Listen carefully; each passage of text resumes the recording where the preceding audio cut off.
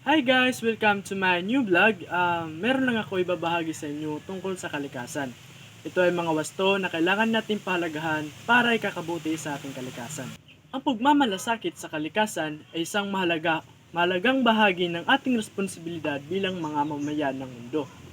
Upang makatulong sa kalikasan, may ilang paraan kung paano tayo maaaring maging epektibo at responsable sa ating paligid.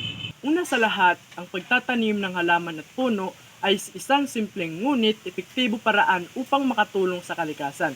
Ito ay nagbibigay ng sariwang hangin, nag-absorb ng carbon dioxide at nagbibigay ng natural na habitat sa iba't ibang uri ng hayop sa pamamagitan ng pagtatanim ng mga halaman at puno. Tayo ay nakakatulong sa pagpapabuti ng klima at pagbabawas ng polusyon. Pangalawa, ang pag-recycle ng basura ay isang mahalagang hakbang upang mapanatili ang ating kalinisan ng ating kapaligiran.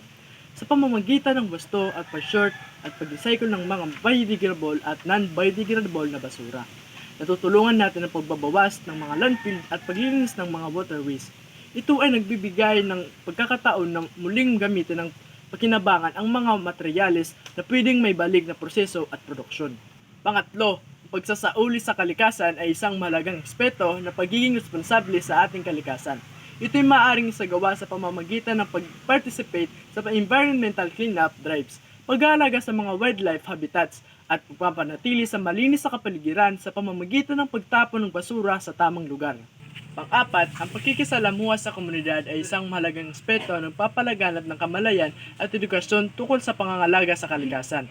Sa pamamagitan ng pagsama-sama ng mga grupo at organisasyon sa pagpaplano at pagpapatupad ng mga environmental projects, tayo ay nakakatulong sa pagpapalaganap ng kamalayan at pagbibigay ng inspirasyon sa iba upang maging responsable sa kalikasan.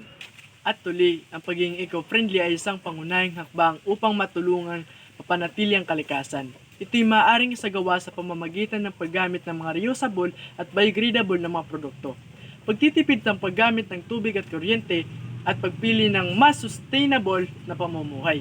Sa ganitong paraan, tayo ay maaaring maging bahagi ng solusyon sa mga problemang pangkalikasan sa pamamagitan ng pagiging mapanagot sa ating mga gawain at desisyon sa pang-araw-araw. Ang bawat munting hakbang, pagmamalasakit sa kalikasan ay may malaking epektibo sa kinabukasan ng ating mundo. At yun lamang po, maraming salamat sa pagkikinig. Sana may nakuha kayong impormasyon tungkol sa kalikasan. Don't forget to share, like, and subscribe. Paalam!